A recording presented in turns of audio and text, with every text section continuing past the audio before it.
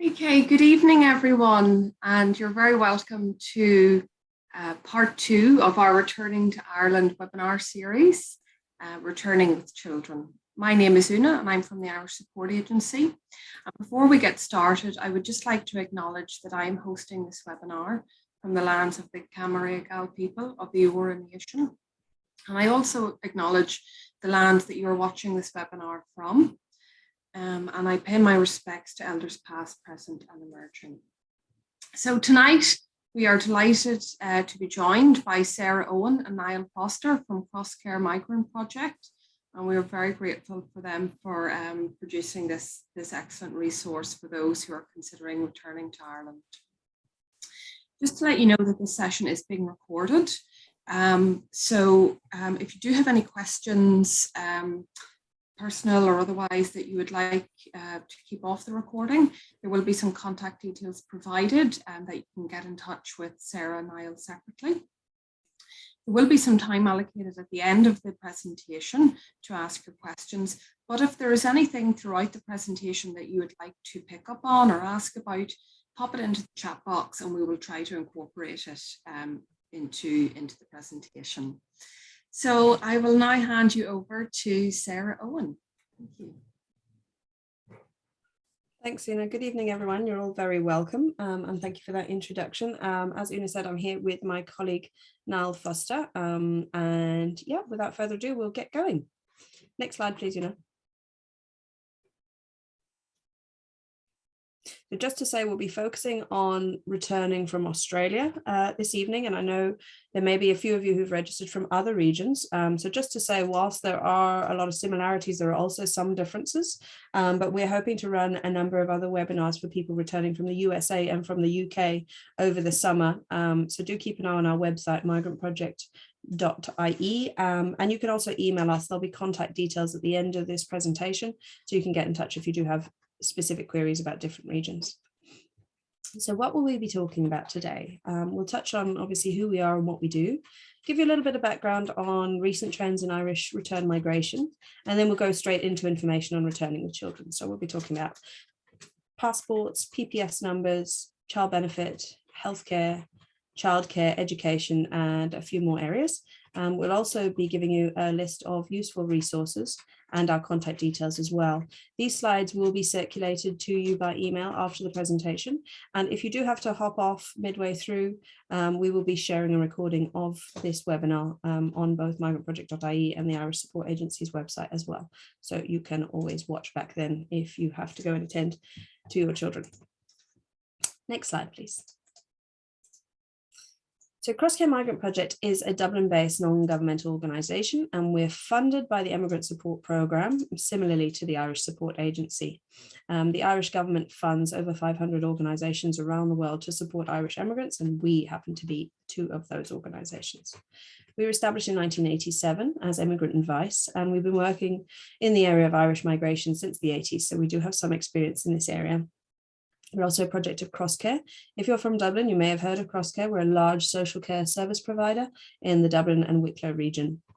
So as part of our work, we provide information, advocacy and referral supports to Irish emigrants and returning emigrants such as yourselves. We also offer particular services to people returning in vulnerable situations. So for instance, we work with consular services when people are being deported back or repatriated back from Australia. We also collaborate with organisations like the Irish Support Agency in Sydney to offer events and training as well. As well as those areas of work, we also undertake research in trends in Irish migration, which I'll be talking about in a moment, and also social policy campaigns. So we were recently in the houses of the Oireachtas a couple of weeks ago, presenting to members of the Committee of Foreign Affairs and Defence on barriers for returning Irish emigrants. If you are interested in that, you will find a recording on our website, migrantproject.ie. Next slide, please, Una. So I just wanted to give you a little bit of context on return migration. We're aware that there are a lot of people in Australia thinking about moving back to Ireland, and I suppose there have been a number of waves of return. But just to say that the last Central Statistics Office figures estimate that more people are returning to Ireland than emigrating. So you'll see there the figures. There's obviously a number of reasons for this. The pandemic has really had an effect on people's decisions to remain living abroad or to return home. There's also been an increase in employment opportunities in various sectors. And then, of course, being closer to family is always one of the main reasons for return. So whatever your reason, there are a few things to consider. And this is just, I suppose, a snapshot of a few things to keep in mind. So obviously plan and do your research in advance. Can't stress this enough. The more planning you do, the better prepared you will be for your return, and do what you can beforehand. So although there are certain statutory services you won't be able to engage with until you arrive, you can start by filling in application forms before you return, making appointments even, and just having a list for yourself of what you're going to need to do as soon as you arrive in Ireland so you can hit the ground running. It's important to have some savings and to budget, particularly given the fact that accommodation in Ireland is getting more and more expensive, unfortunately. There's things to keep in mind, like why are you doing this? Why are you deciding to move to Ireland? Make sure that this is the right move for you. Look at the pros and cons of the move and have realistic expectations. We find that sometimes people approach returning to Ireland like coming home, and that is important, but it's also important to say that you are ultimately moving from one country where you are settled to a country where essentially you're trying to re-establish yourself. So there's going to be a period of adjustment, and sometimes that can take longer than people expect. So go gentle on yourself and just be aware that everyone has to adjust when they return. It's not unusual, and there are places you can reach out to for support, such as ourselves. I like this quote at the bottom: talk to others who have done it, but mostly take your time with the decision and think about why you were doing it. This is something that a returnee from Australia told us as part of our Home for Good report. That's a report on the experiences of 500 people who've returned to Ireland in recent times, which might be of interest. It's called Home for Good. Again, it's on our website. Next slide, please. Right, so we'll jump straight in now. And as Una said, if you do have questions as we go, just pop them in the chat box. We'll either get to them during the presentation or at the end in the Q&A. So Irish passports. You might be wondering, does your child need an Irish passport before you return to Ireland? The cost, if you have a few children, can become quite expensive. So it's just good to know they can enter on their Australian passport. So they can come to the country with you on their Australian passport, but they may have to show at the border that they're eligible for Irish citizenship. So that's relatively easy to do. Have their birth certificate showing you as their parent, and have your passport, which you'll obviously have when you're going through passport control. If you do decide you want to apply for a passport for your child before returning, have a look at that link there. There has been a backlog that the passport office is trying to clear, and I believe now the processing times are much better than they were, but I myself applied for a passport for my son. I applied back in February, based in Dublin as well. I applied in February and we only got the passport there a few weeks ago. So just to say, give yourself time to do that if that's something you're planning on doing. So PPS numbers. No doubt you have a PPS number if you lived and worked in Ireland before, but your child, if they were born abroad, will not have one of these. This means that when you arrive back in Ireland, this is one of the first things you're going to need to do. This means once they have a PPS number, then you can apply for other statutory supports, and we'll go through some of those in detail now. There's a link there of the process and how to apply for the PPS number. Again, it can take some time to get an appointment, so have a look at this link before you return. Child benefit is a universal payment for parents with children under the age of 16 or up to 18 in some cases. You will need a PPS number to apply for this, and although there is no means test, you will need to satisfy something called the habitual residence condition. I won't be going into this in great detail today, but just to say what it is a condition where you have to show that you are either resuming your centre of interest in Ireland, so you've come back to live here for good, or you've maintained your centre of interest. Now, I'd say if most of you have been away for an extended period of time, you'll probably be resuming your residence here. Click on that link, have a look at the sort of documentation we suggest putting in with your application. And that is worth doing in the first instance so that then you can get an approved decision. The rate is €140 per child. And there's another link there, the gov.ie link, that gives you full details of child benefit, how to apply, and so on. There are other social welfare supports available to support families and also children. This includes supports for single parent families. Now, it does depend on your family circumstances and other factors such as your means, how long you've lived abroad. And when I say how long you've lived abroad, what I mean is when the last time is you paid PRSI contributions in Ireland. If it's been some time since you've paid contributions in Ireland, it's likely you're going to be applying for something where you have to show you're habitually resident and also take a means test. So there's lots of information on the Citizens Information website. They have a specific section on social welfare payments for families and for children. So do take a look at that. I should say we're also running a third webinar next week on the 23rd of May that will be going into detail on access to services and supports such as social welfare. So if this is of interest, please join that webinar next week. We'll be sharing the link for registration at the end. So in terms of employment rights, there are certain types of leave available to parents who are working, and this depends again on your circumstances and the length of your employment. But if you are going to be coming back to Ireland and working straight away, it's important for you to know what your rights are. There's different types of leave, as I say, parental leave, parents' leave, some of it paid, some of it unpaid, some of it paid by employers, some of it paid by the state. So again, have a look at that link there and you'll get plenty of information on that subject. Next slide, please, Una. So in terms of healthcare, obviously the system in Ireland is very different to in Australia. So when it comes to public health services, once you and your family are ordinarily resident in Ireland, you'll have access to public healthcare here. Ordinarily resident in Ireland means that you are living here for a year at least, or you plan to do so. So there's a range of services specifically available for children and also for expectant parents. And we'll go into that in a minute. But children under 6 are eligible for something called a GP visit card. If you've been outside of Ireland for some time, you may not be aware of this, but essentially what it is a card that allows children to see a doctor free of charge. Bearing in mind that otherwise it normally costs between 50 and 70 euro to see a doctor, this is definitely worth applying for.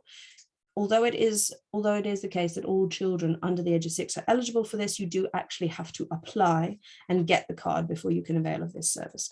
And there's a link there for more information on how you do that. Once again, you are going to need a PPS number for this, for both yourself and for your children. If your income is below a certain level, you might be eligible for a medical card. So whereas a GP visit card offers access to GPs for free, the medical card offers free GP services, but also certain inpatient and outpatient services. And also you get subsidized prescription charges as well. So worth having a look at that, and you'll see it hyperlinked there in the text. If you're going to be coming back to Ireland and you or your partner are expecting, it's important to note that you or them will be entitled to the free maternity care under the maternity and infant care scheme. That's again, once they're ordinarily resident here or you're ordinarily resident here, so you plan to live here for at least 12 months. If you are returning and you're caring for a child with a disability, there are supports available as well. So just to say, there's things like carers benefit, carers allowance, carer support grant, and also domiciliary care allowance. So again, just click on those links, you'll find plenty more information on those subjects, as we won't be going into them in detail. Next slide, please, Uma. I'm going to spend a little bit of time on the area of childcare. So again, if you're returning from Australia, you might be used to paying a certain amount in childcare every month that is commensurate to what you're earning. Childcare in Ireland is generally pretty expensive, and it's offered by private service providers, so creches, childminders, and so on. Services can be oversubscribed, particularly in urban areas. So for instance, it's not unusual in Dublin to hear of people having to wait over a year to get a creche place. So if you're planning a move back to Ireland, this is one of the things that I would suggest you start your research before you come home, and you get in touch with childcare providers in the area you're going to be coming back to and put your name down on the waiting list if you can. Now, often in areas like Dublin or other urban centres, you will find that you'll be asked for a deposit. So that's something just to keep in mind. That's normally refundable by a certain date. So if you want to put a deposit down for a few creches, you could do that. There's also private childminder services, and ask around, ask your network in Ireland, ask your family if they know people.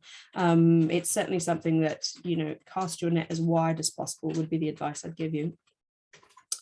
Now, although childcare in Ireland, as I say, is expensive, there are a number of subsidies that you can receive. So there's two different types. There's a universal subsidy for children under the age of 3. And that means that anyone who is sending their child to a registered childminder or to a creche can avail of this. And it's not a lot. It's in the region of 100 and something euro a month, but it does help. And hopefully, as far as we're hearing, there are going to be additional supports coming on stream in the next couple of years. But at the moment, this is where it stands. If, however, your income is below a certain amount, you might be able to receive a greater subsidy. And you'll find more details at the link there for the National Childcare Scheme.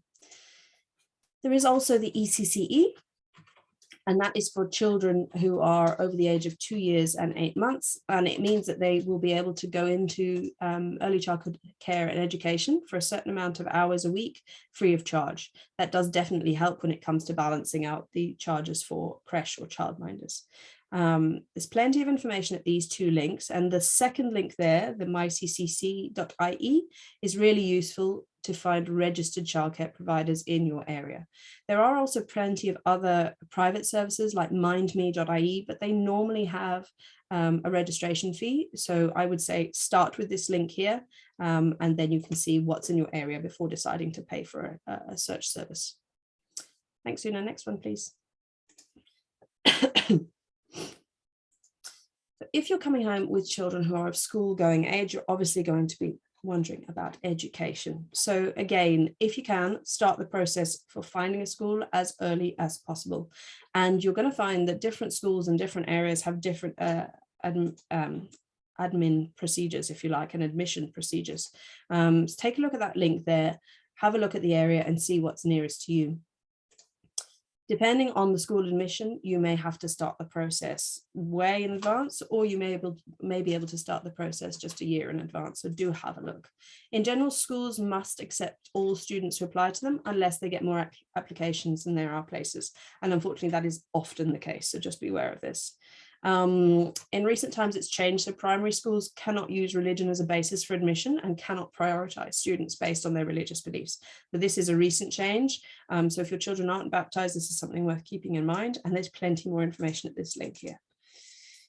So if you're coming home with a child who has special educational needs, they may need additional support, and you'll find more information on the types of supports and special needs assistance available in Ireland at this link here. It's obviously quite different to the Australian system, so do read up on this before coming home. And then in terms of third level, now third level is an area where we find people are often quite confused and there's lots of misinformation out there. So just to be very clear, in order to qualify for free third level fees, your child must have been resident in Ireland or another country in the European Union for 3 out of the previous 5 years. Now that might come as a surprise to some of you.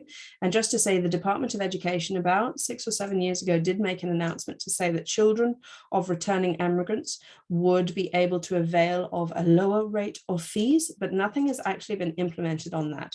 At state level anyway. Now, different third level education institutions do take this into account as part of their admissions process. So UCD in Dublin, for instance, is one that does take into account the fact that a child is of Irish immigrant parents.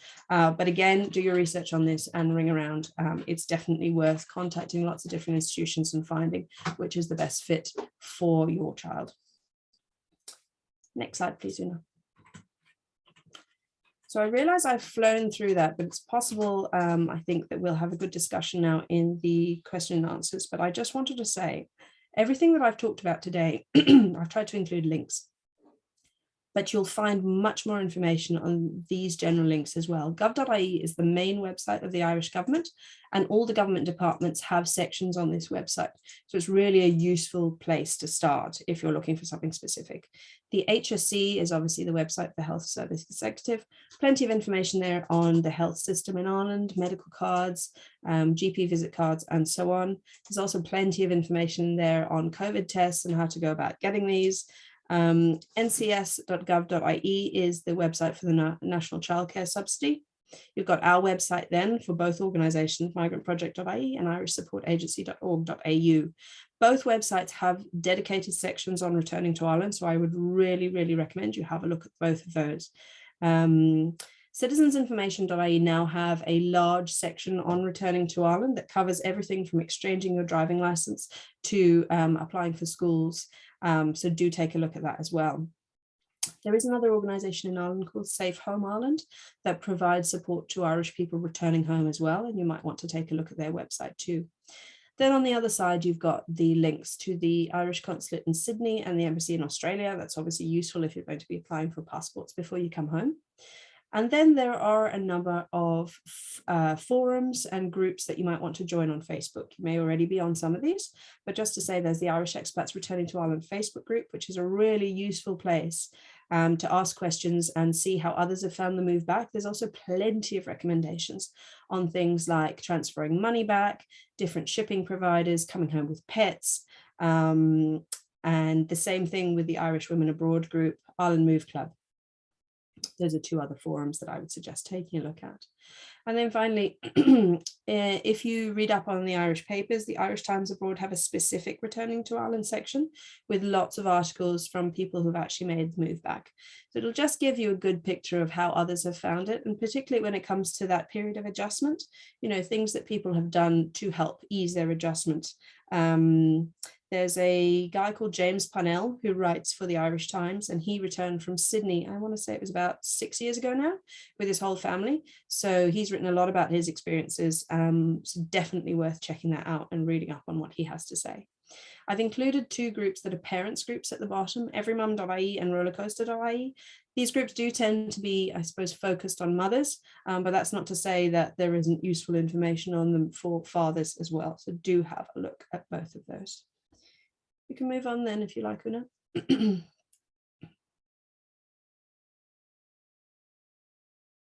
You can, of course, contact us as well. Now, with the time difference, giving us a call might not be the easiest thing in the world, but you can always drop us an email.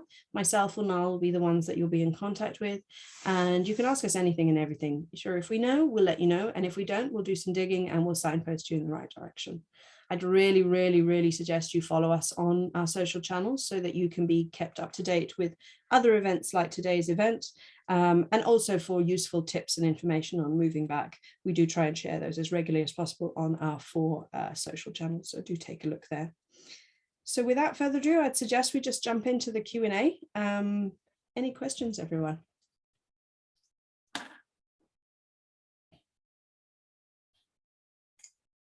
Obviously, we've answered all your questions already. I would say, just talking about the passports just briefly while you guys think about any questions that you might have. As I said, look, it can get expensive to get passports for lots of children, but it is useful to have, and ultimately it does prove that they have the right to Irish citizenship. Certainly at some point before they're 18, do apply for that Irish passport so that there's no questions in terms of citizenship. And if they do have dual Australian citizenship, or indeed if you have dual Australian citizenship, do make sure that you keep your Australian passport up to date as well. If I'm not mistaken, Una, isn't it a requirement now to use your Australian passport when you travel into the country? That's correct, yeah. Yeah. Once you're eligible for it, yeah, you must use it. Yeah. Mm-hmm. I have a question. Go ahead. PPS number, I didn't pick up on what you said. Can you apply for that before you return, or can you only do that once you're back? So you can only apply once you're back, but you can put in for the appointment before you return, and that can be really useful to do. So you can apply for that online. Now, the thing with the PPS number is you do need to prove that you have an Irish address. So if you're using an address from, say, a family member, just include a bill and just even a handwritten note from them saying that you'll be staying with them, and then that should help with that. With PPS numbers for children, you don't tend to need to provide a specific reason as to why you need a PPS number, although adults do. Okay, great. I might just see if Niall has anything he'd like to add to all of that. So everyone, Niall Foster is our information advocacy officer who works directly with people who are returning. So he'll be answering your queries on email, either himself or myself. Niall, is there anything you'd like to add in terms of recent cases you had of families returning home? I suppose just in terms of accessing social welfare, if anyone in the family needs to access social welfare on return, that can just prior to arriving back in Ireland, preparing documents that prove that you basically will be making a permanent move back to Ireland. Things like closing a bank account in Australia, proof of lease agreements ending, that kind of thing, just to have those with you if you are looking to access social welfare. Just for the habitual residence condition, they can be quite strict on that and proving that you have made the permanent return. So having that kind of stuff is really useful. Other than that, I think pretty much covered everything. As you said, that obviously the child benefit would fall into that category as well. But if people are obviously working, that should be okay. I think that's it. Great. If anyone does have any questions on that, do let me know. Thanks very much, Niall. I've just popped in the chat box there the link to the next webinar, where we'll be going into detail about social welfare payments, and in particular the condition that Niall and I have both mentioned, the habitual residence condition. I see Sarah Whelan has a question. Thanks so much, Sarah. So in terms of statistics available for the numbers of returning Irish immigrants since COVID, those are the most up-to-date stats. So over 30,000 people returned in the year to April 2021.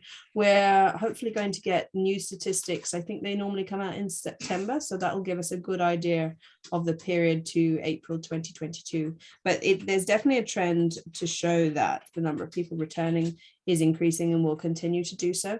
And obviously there are people planning a move back who might decide not to come home. And essentially, I think that's important just to say, because return isn't for everyone, and I suppose doing it for the right reasons is really important. Just to say, Sarah Whelan actually has some great resources on her Irish Abroad Women's group, including lists of mothers groups all around the world. That's a new resource, so do check that out and join the group. They're really a lovely bunch.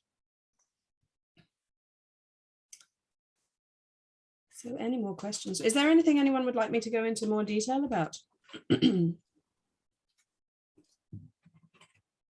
I mean, great if we've answered all the questions. That's wonderful.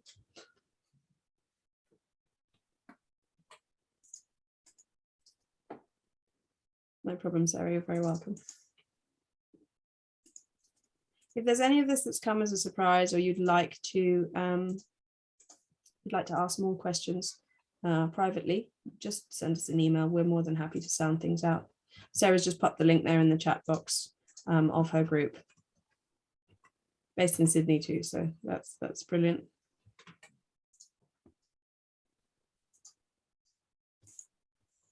Any more questions, Una?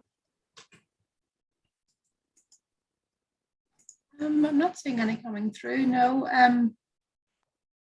It's great. I mean, you must have covered everything that people came here to find out about. So well done. Before we move on, I might just say, if anyone is wondering about the requirement for Irish at school, there are exemptions in place if your children haven't been doing Irish, so that's just something to note. I've also noticed, I don't know if Niall's seen the same, but I've also noticed there are more and more services being offered even abroad for the Irish language for young children. I think the embassy was recently involved in Australia in doing something like that. So worth keeping an eye out. I mean, it might not bring your children up to the same level, but certainly having at least some experience of the Irish language before they come back is helpful. I see there's a question there from Noreen. If your PPS number is in your maiden name when leaving Ireland, what do you need to do to change to your married name, as all other identification documents are in married name? That's a really good question, Noreen, and actually it's not a difficult process at all. What you'd need to do is contact the PPS office in the area that you're returning to and get a public services card. So a public services card is the new card that is used for social welfare purposes, and you'd need to just provide documentation to show that you've changed your name to your married name, and then that should be relatively easy to process. The links on the slide with the PPS information will have more on that, but it shouldn't be too difficult to process. So thanks for your question. That's the number there that Niall shared. Yes, yeah, that's just for the client identity service. So they would be the main PPS customer service line. That's great. Thanks, Mel. Maria, you can find part 1 of this webinar on both the Irish Support Agency website and on the migrantproject.ie website. That was on immigration requirements for returning from Australia with an Australian spouse or an Australian de facto partner. We did that last week there. There's plenty of information in that. It's about 45 minutes long. But we've also shared, I suppose, a shortened version of it on our website. So do take a look at the news section on migrantproject.ie. That's great. Well, if there's no more questions, we might say that we've just got an early finish. Great, that's wonderful. Thank you so much, guys. And look, yes, this time next Monday, we'll be doing some of those services in more detail. So if you'd like to join that, please do register for that. Again, thank you so much, Sarah and Niall, for this great resource that you've provided for us. I'll make sure that, yeah, the slides get to people, and then I'll also put a copy of them on our website too. And the recording will be up there tomorrow. All right, listen, thanks everyone for joining us. I hope you got something out of that. And do make sure to reach out to the Migrant Project if you've got any particular question that you would like answered. But for now, I will say good night and take care, everyone. Thanks a lot, Nina. Yes. Thanks, Sarah. You're welcome.